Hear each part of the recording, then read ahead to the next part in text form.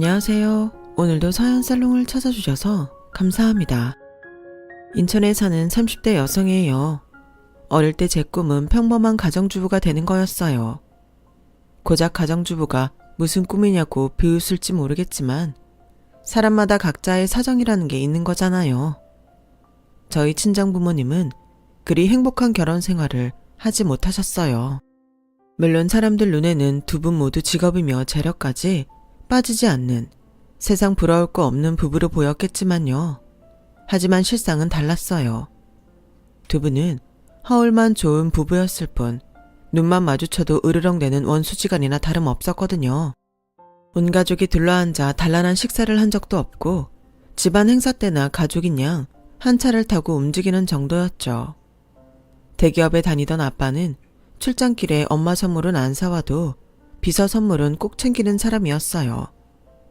나중에 알고 보니 아빠가 오랜 시간 비서와 외도를 하고 있었더라고요. 엄마는 그 사실을 알면서도 딱히 문제 삼지 않았어요.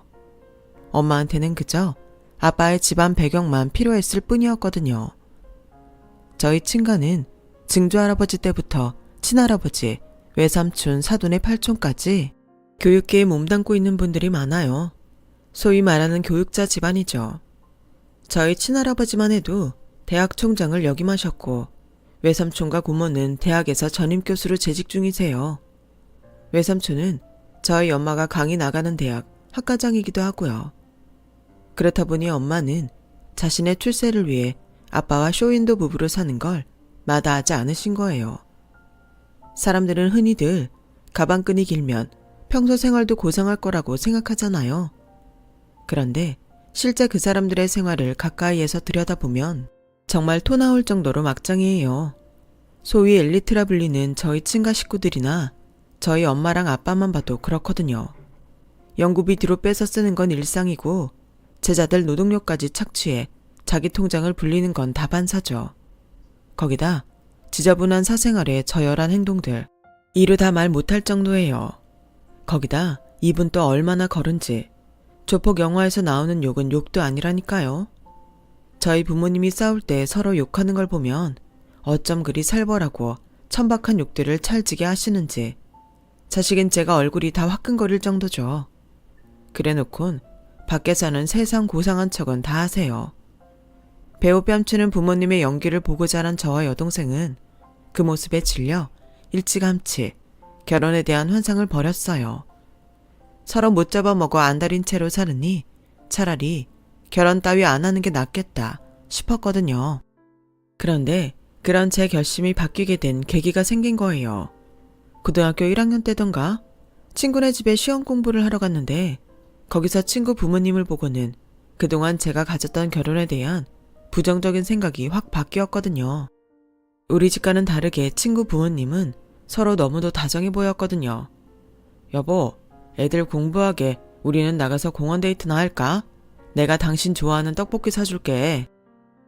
참, 매운 것도 못 먹는 사람이 떡볶이는 그러지 말고 나 순대 사줘요. 자기 좋아하는 허파랑 간도 듬뿍 넣어서. 에이, 당신 좋아하는 떡볶이 먹자니까. 저녁 시간에 부부가 단둘이 공원 데이트를 즐기러 나가는 모습이 그렇게 아름답게 보이더라고요. 서로 상대가 좋아하는 메뉴를 정하자고 실랑이를 벌이는 모습도 그렇고요. 저희 집에서는 상상도 할 수 없는 일이었거든요. 저희 부모님이 제일 많이 하는 말은 내 일에 신경 끊어. 너 나 잘해. 이런 말들이었거든요. 여보 당신이라는 호칭이 이렇게 멋지고 달콤한 언어인 줄은 그때 처음 알았어요. 그래서 그때부터 평범한 가정의 주부가 되기로 마음먹었죠. 중고등학교 시절을 거치고 대학에 진학한 저는 졸업을 앞두고 여동생과 함께 미국으로 어학연수를 떠나게 되었어요. 저희 자매가 원해서 간 게 아니라 부모님이 등 떠밀어서 보내신 거였죠. 그렇게 2년 동안 미국에서 보낸 우리 자매는 한국에 들어오자마자 왜 부모님이 우리를 미국으로 보냈는지 그 이유를 알 수 있었어요. 아빠의 아들이 태어난 거였어요. 정확히는 아빠의 내연녀였던 비서가 아들을 낳은 거였죠. 부모님은 그 일로 별거에 들어간 상태였어요. 명절에 할아버지 댁에 갔다가 큰엄마가 그러시더라고요. 실은 니들 미국으로 떠나고 니네 집에 난리였었잖니. 그 비서 오빠인지 뭔지 아는 인간이 쳐들어와서는 온 집안을 쑥대밭을 만들었어. 그 사람이 왜요? 자기 여동생 인생 망쳤으니 돈 내놓으라는 거지. 그뿐인 줄 아니? 그 비서란 년이 3-7일도 안 된 애를 안고 와서는 네 엄마 보고 안방 내놓으라고 난리를 쳤다니까. 그 바람에 온 식구들이 니네 집으로 달려갔었잖아. 아빠는 엄마한테 위자료를 줄 테니 이혼을 하자고 요구했고, 엄마는 자기 인생에 오점을 남길 수 없다며 완강히 거절하셨대요. 대개 이런 경우 엄마들은 딸들의 앞날을 생각해서 이혼은 안 된다고 하기 마련인데, 저희 엄마한테는 자식보다는 당신 체면이 먼저였더군요. 결국 아빠는 짐을 싸들고 집을 나가셨어요. 그리곤 비서와 함께 늦둥이 아들을 키우며 살고 계시죠. 아빠를 다시 만난 건 그 후로 6년이 흐른 뒤였어요. 제가 결혼을 하게 되었거든요. 아빠는 마치 아침에 출근했다 돌아온 사람처럼 집으로 돌아오셨어요. 미리 집에 와서 기다리고 있던 사윗감에 인사를 받고는 겉옷을 벗어 엄마한테 건네셨어요. 여보, 차 좀 내오지. 곧 내갈 테니 당신은 손부터 씻고 오세요. 너무도 자연스러운 부모님의 행동에 저와 여동생은 할 말을 잊을 정도였죠. 하지만 적어도 제 남편한테는 제대로 먹혀들었어요. 자기야, 장인어른이랑 장모님은 사이가 참 좋아 보이신다. 남편의 말에 애써 미소를 보였지만 속은 언제 내 부모의 실상이 들킬까 가슴이 조마조마했어요. 그날 우리 집에서 저녁 식사를 함께한 남편은 밝은 얼굴로 돌아갔어요. 남편이 저희 집에 있는 내내 분위기가 좋았기에 저도 내심 다행이다 싶었죠. 그런데 남편을 배웅하고 현관을 들어서니 엄마와 아빠가 말다툼을 하고 계시지 뭐예요. 넌 엄마라는 게 애들한테 신경도 안 쓰냐? 고작 변두리 대학 졸업해서 시덥잖은 회사 다니는 놈을 남편감으로 데려오게 해. 내가 애들 앞으로 매달 보내주는 돈이 얼만데 이따위로 애들을 키워. 아이고, 꼴에 대기업 간부 아니할까봐 그놈의 직장 타령은. 그렇게 사윗감이 성에 안 차면 당신이 제대로 된 남자를 붙여주지 그랬어. 당신 회사에 많잖아. 학벌 좋고 집안 좋은 애들. 치자식 버리고 천년 치마폭에서 놀아나느라 평생 신경도 안 쓸 주제. 누구 탓을 해. 그깟 돈 그 정도는 나도 있어. 가짜라서 정말. 야, 너 말 다 했어? 덜했다 왜? 연극이 끝나고 무대에서 내려온 배우들처럼 부모님은 방금 전과는 180도 다른 모습으로 변해버렸어요. 그런데 하필 그 모습을 남편이 보고 만 거예요. 선물로 가져온 양주를 차에다 놓고 깜빡했다며 차를 돌려 다시 온 거였죠. 생각지도 못한 남편의 재방문에 부모님을 비롯해 온 가족이 그 자리에 얼어버렸어요. 죄송합니다. 제가 잘못 온 것 같네요. 남편은 손에 들고 있던 양주를 선반에 내려놓고는 도망치듯 나갔어요. 너무 창피해서 귀까지 빨갛게 달아오른 저는 부모님을 쏘아보고는 남편을 따라 나섰죠. 정환씨, 미안해. 아니야, 솔직히 내가 많이 부족하긴 하잖아. 난 그래도 너희 집에 있는 내내 분위기도 좋았어서 너희 부모님도 날 마음에 들어 하시는 줄 알았거든. 다행이라고 생각했는데 아니었던 모양이네. 내가 다 설명할게. 우리 부모님이 정환씨가 마음에 안 들어서 그러는 거 아니야. 서로한테 상처 줄 거리를 찾느라 그러신 거지. 내가 누굴 데려왔어도 저러셨을 거야. 실은 우리 부모님이 사이가 안 좋으시거든. 따로 산 지 꽤 됐어. 아빠가 집에 오신 것도 6년 만이야.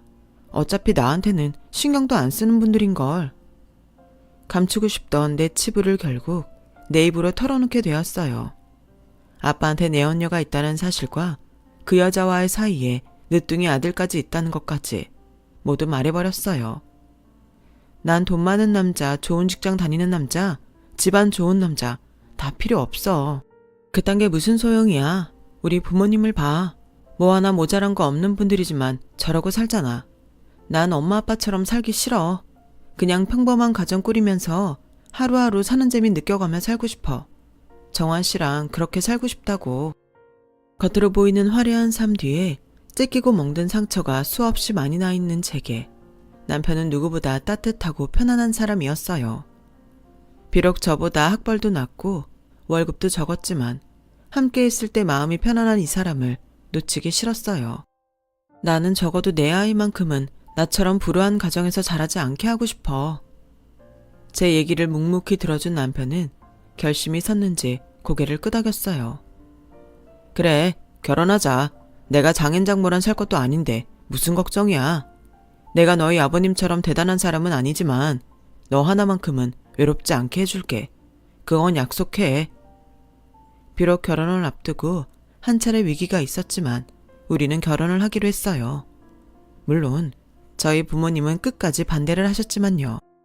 너 정말 엄마 말 안 들을 거야? 지금이라도 안 늦었어. 이 결혼 포기해. 싫어. 엄마는 내가 엄마처럼 살길 원해? 누가 나처럼 살래? 세상의 모든 남자가 네 아빠처럼 멍망인 건 아니야. 난 그저 네가 제대로 된 사람이랑 결혼하길 바라는 것뿐이라고. 제대로 된 사람? 거짓말하지 마.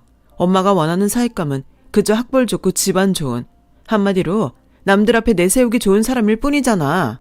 엄마는 살아보고도 몰라. 난 엄마처럼은 안 살 거야. 그러니까 더는 고집 부리지 마. 무슨 일이 있어도 난 네 결혼 할 거니까. 그래, 이게 집애야. 네 맘대로 해. 대신 너 결혼할 때 10원 한 장 안 줄 테니까 네가 다 알아서 해. 걱정하지 마. 나도 그 정도 능력은 있어. 그때는 제가 부모님을 이긴 거라고 생각했어요. 누구보다 잘 살 자신이 있었거든요. 하지만 세상 일이 어디 그렇게 만만한가요? 식장에 들어갈 때까지도 그 결혼은 알 수 없는 거라고. 위기는 연이어 찾아왔어요. 상견례 내내 억지로 끌려온 사람처럼 저희 부모님은 얼굴을 굳히고 계셨어요. 그 모습에 시어머니는 불편한 기색을 감추지 않으셨죠. 사돈께서는 이 결혼이 탐탁지 않으십니까? 표정이 영 떨떠름하시네요. 내 아들이 마음에 안 드세요? 안 드시면 말해보세요. 저희 엄마는 교수 특유의 거만한 표정으로 눈 딱 내리깔고 말했어요. 글쎄요. 댁의 아드님이 하도 부족한 게 많아서 뭐를 꼽아야 할지 모르겠네요. 그 말에 시어머니는 눈을 부릅뜨고 저희 엄마를 노려봤어요. 상견례 내내 이런 분위기의 대화가 흘렀고 식당을 나올 때는 거의 결혼이 파토나는 분위기였어요. 남편과 저는 각자의 부모님을 설득하느라 결혼식 전날까지도 진땀 흘려야 했죠. 이런 고생을 하고 치른 결혼식이었지만 저희 결혼 생활은 아무 문제 없이 평탄했어요. 우리 손으로 마련한 20평대 전셋집은 우리 두 사람이 살기에 충분했어요. 우리 부부는 퇴근 후 전철역에서 만나 집까지 함께 걸어오곤 했는데 그 순간이 마치 데이트를 하는 기분이 들 정도로 들뜨고 좋더라고요. 겨울엔 붕어빵을 사들고 먹으며 걸었고 가끔은 떡볶이 트럭에서 어묵과 떡볶이를 사 먹고 오기도 했어요. 주말에 마트에 들러 소꿉장난하듯 생필품을 사나르곤 했는데 그런 순간순간이 모두 더없이 소중하기만 했어요. 하지만 그 외의 모든 상황은 최악이었죠. 제 동생이 엄마가 원하는 스펙의 남자와 결혼을 하면서 제 남편은 입지가 더 좁아졌거든요. 명절에 친정에 가면 엄마는 마치 큰 사위는 눈에 안 보이는 것처럼 행동했어요. 작은 사위한테는 세상 둘도 없이 자애로운 장모님이었으면서 말이죠. 시댁 상황도 다를 게 없었어요. 시어머니는 작정한 듯 저를 괴롭히기 바빴거든요. 거기다 최근엔 당신 용돈으로 쓸 카드를 달라고 하시더라고요. 왜? 싫으냐? 말로는 어머님이 시키는 대로 하겠다더니 그깟 카드도 못 주겠다는 거냐? 니네 친정 살만하다며. 상견례에서 네 엄마가 그러지 않았니? 그래서 돈으로 효도받겠다는데 그것도 안 되는 거니? 어머님, 그런 게 아니라 카드보다는 현금으로 드리는 게 나을 것 같아서요. 매달 드리는 용돈 외에 돈이 더 필요하시면 언제든 말씀하세요. 제가 바로 보내드릴게요. 예, 너 지금 나한테 구걸을 하라는 거냐? 그런 게 아니고요, 어머님. 됐다. 주기 싫으면 주지 마. 그리고 이거 하나는 똑똑히 알아둬라. 내 아들이 너 아니면 안 된다는 생각은 말아라. 네가 내 며느리를 살기 싫으면 언제든 네 발로 나가면 그만이야. 나 안 말린다. 요즘 세상에 남자가 이혼 한 번 했다고 흠될 일도 아니니까. 툭하면 이혼을 종용하면서 저를 괴롭히는 시어머니 통해 시댁에 다녀온 날이면 머리가 지끈지끈했어요. 하지만 남편이 저희 집에서 저희 엄마한테 당하는 걸 생각하면 뭐라고 할 수도 없었죠. 그래서 어머님이 원하시는 대로 제가 잘 안 쓰는 카드를 드렸어요. 처음엔 식사비로 2, 3만 원 정도 사용하시거나 대형마트에서 장을 보시는데 쓰는 것 같았어요. 한 달에 6, 70만 원 정도 사용하시더라고요. 물론 그 돈도 저희 가게에 있어서는 꽤 큰 지출이었지만 어머님 마음을 돌릴 수만 있다면 그리 비싼 가격은 아니다 싶었죠. 그런데 얼마 전 회사에서 회의를 하던 중에 황당한 카드 사용 문자를 연이어 받게 된 거예요. 전자제품 매장인 하이마트에서 날아온 500만 원가량의 문자를 시작으로 작게는 몇십만 원부터 100만 원이 넘는 금액까지 다양했어요. 결국 마지막 문자는 한도 초과로 승인이 거절됐다는 내용이 담겨 있었죠. 제가 어머님께 드린 카드 한도가 1000만 원이 조금 넘는 거니까 어머님이 그 정도 금액을 쓰셨다는 얘기였어요. 불과 1시간도 안 되는 사이에 벌어진 일이었죠. 회의가 끝나자마자 어머님께 전화를 했어요. 신호음만 길어질 뿐 안 받으시더라고요. 그 순간 불현듯 카드를 도난당한 게 아닐까 하는 생각이 들었어요. 그래서 카드사에 전화해 결제 취소를 하고 도난 신고까지 했어요. 그렇게 한 30분쯤 지났을까요? 어머님이 전화를 했더라고요. 예, 너 카드 정지시켰니? 결제 취소했냐고? 네, 어머님은 연락도 안 되시고 카드 한도가 찰 정도로 결제 문자가 와서요. 어머님, 혹시 카드 잃어버리셨어요? 그랬더니 전화기 너머에서 연이어 쌍욕이 터져나왔어요. 어이없는 상황에 저는 입만 떡 벌리고 있을 뿐이었죠. 너! 긴 말 안 한다. 카드 다시 원상복구 해놔! 사람이 말이죠. 아무리 참고 참아도 상대가 끝도 없이 무례하게 굴면 그때는 정말 냉정해지기 마련인가 봐요. 어머님, 그건 안 되겠습니다. 그거 제 카드예요. 어머님이 이래라 저래라 할 자격 없으시다고요. 제 카드로 물건 사고 싶으시면 저한테 명령하지 마시고 부탁을 하세요. 기본 예의도 지키지 않는 사람한테 피땀 흘려 번 내 돈 한 푼도 쓰고 싶지 않으니까요. 뭐? 너 지금 말 다 했냐? 이게 어디서 건방지게 꼬박꼬박? 저는 어머님 말을 뚝 자르고 말했어요. 저를 건방지게 만든 건 어머님이시잖아요. 어디에 어떻게 쓰는 건지 말도 안 하고 남의 돈을 1000만 원이나 쓰려는 사람이 누구 보고 건방지단 소리를 하세요. 툭 하면 나가라는 둥, 자기 아들 이혼남 만들어도 괜찮다는 둥, 개떡 같은 소리만 짓거리는 사람한테 어떻게 건방지지 않을 수가 있겠어요. 저도 참을 만큼 참았어요. 더는 어머님 비위 맞춰드리지 않을 겁니다. 전화를 끊고 한참을 씩씩거리고 본을 삭히는 내내 어머님은 계속 전화를 하시더라고요. 안 받았어요. 그리곤 그 번호를 차단시켜버렸죠. 퇴근길에 남편을 만나 그 얘기를 했더니 남편 표정이 굳어버렸어요. 그리곤 아무 말도 하지 않았죠. 처음엔 자기 엄마가 저지른 짓 때문에 창피하고 미안해서 그러는가 보다 했는데 집에 도착한 남편이 그제야 입을 열더라고요. 실은 자기랑 만나기 전에 사귀던 여자가 있었어. 엄마가 그 친구를 많이 예뻐해서 나랑 헤어지고도 계속 연락을 하셨었나 봐. 상견례 때 장모님이랑 얼굴 붉히시고는 자꾸 그 친구랑 다시 만나보라고 하시더라고. 그래서 그 여자 만났어? 남편은 고개를 끄덕였어요. 자기가 생각하는 그런 게 아니야. 난 그저 더 이상 우리 엄마랑 연락하지 말라고 그 얘기를 하러 나간 거였어. 그런데 그 친구가 너무 취해버려서 할 수 없이 우리 집에 데리고 간 거야. 그랬더니 엄마가 우리 사이에 여지가 있다고 생각하신 모양이더라고. 그제야 알겠더라고요. 왜 어머님이 제 앞에서 아들 이혼을 대수롭지 않게 말했는지를요. 그런데 순간 궁금해졌어요. 어머님은 도대체 뭘 사는데 제 카드를 썼나 하고 말이죠. 남편도 그걸 모르겠다고 하더라고요. 그렇다고 아까 그 난리를 쳐놓고 어머님께 전화해서 물어볼 수도 없었어요. 그런데 그 궁금증은 한 달쯤 지나 어머님 입으로 직접 듣게 되었지 뭐예요. 토요일이라 늦잠을 자고 남편과 함께 늦은 점심을 먹고 있었는데 초인종이 요란하게 울리더라고요. 월패드를 보니 어머님이셨어요. 한복 차림의 어머님은 금방이라도 터질 것 같은 얼굴로 들어와서는 제가 마시던 물잔을 뺏어선 벌컥벌컥 마셨어요. 그리고는 대뜸 욕을 하시더라고요. 아우, 쌍놈의 기집애, 어떻게 그런 게 다 있어. 그 여우 같은 년이 감히 날 속여? 영문도 모른 채 어머님의 욕설을 듣고 있던 저희 부부는 잠시 뒤 기막힌 얘기를 들을 수 있었어요. 친구 딸 결혼식에 참석했던 어머님은 신부 대기실을 찾아보다 다른 신부 대기실로 들어가셨던 모양이에요. 낯익은 얼굴을 발견하게 된 거예요. 바로 제 남편의 전 여자친구였죠. 어머님은 그동안 제게서 뺏은 카드로 그 여자 집에 쌀도 들여놔 주시고 김치며 찬거리까지 사다 날랐던 모양이에요. 여자는 입안의 혀처럼 달콤한 말로 언제든 제 남편이 이혼만 하면 어머님 며느리가 돼주겠다고 했다더군요. 그러니 잘난 며느리한테 기죽지 말고 당당하게 사시라고요.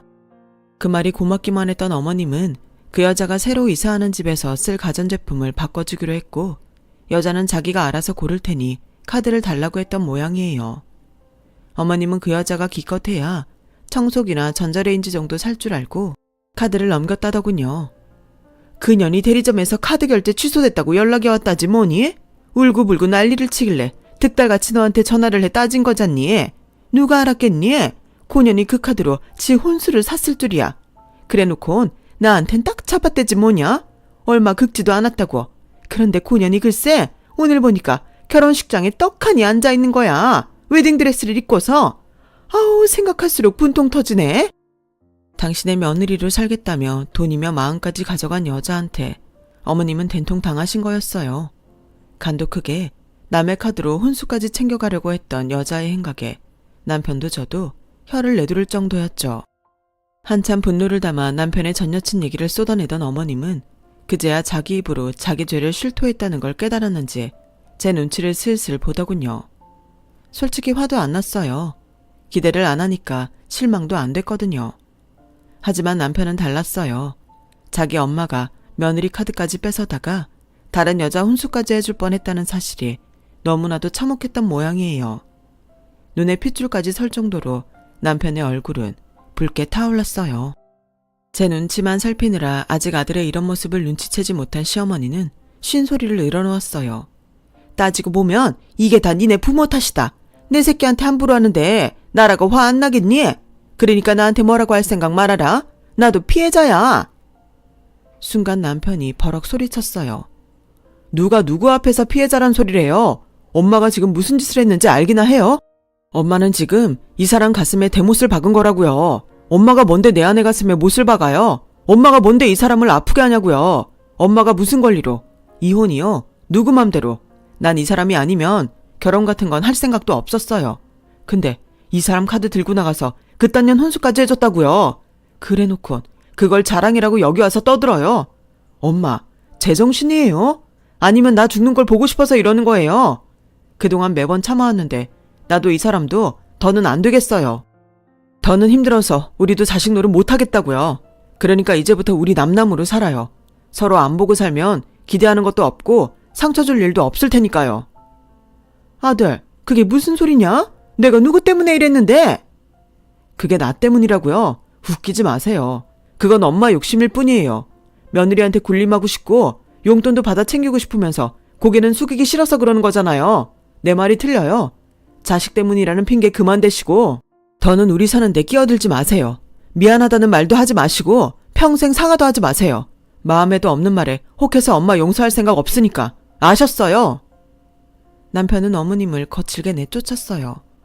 현관문을 두드리며 엄마가 잘못했다고 하시는데도 눈썹 하나 까딱하지 않더군요. 그리고는 제게 미안하다고 울먹였어요. 비록 시어머니 때문에 마음의 상처는 입었지만 부모까지 떼어내고 제 손을 잡아준 남편을 보니 내 속 아픈 것도 모르겠더라고요. 그저 지금 내 남편 마음은 또 얼마나 아플까 하는 생각뿐이었어요. 그날 이후 저희 부부는 시댁과 친정에 발을 끊고 살고 있어요. 만날 때마다 얼굴 붉히고 사느니 차라리 안 보고 사는 것도 방법이겠다 싶더라고요.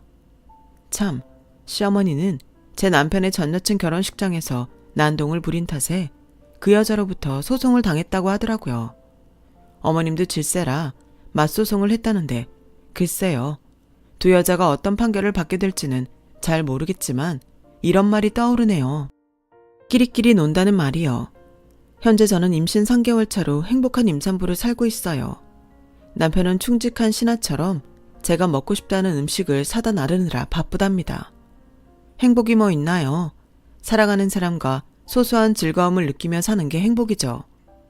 부모님의 불행한 결혼 생활을 보고 자란 제가 택한 선택이 옳았다는 걸 새삼 느끼면서 사연을 마칩니다. 지금까지 제 사연을 들어주셔서 감사합니다. 여러분의 곁에 따뜻한 가족과 좋은 일들이 항상 함께하기를 진심으로 바랍니다. 여러분, 사연 댓글에 응원과 현명한 조언 부탁드려요. 좋아요와 구독은 저에게 큰 힘이 됩니다. 오늘도 좋은 일 가득하세요.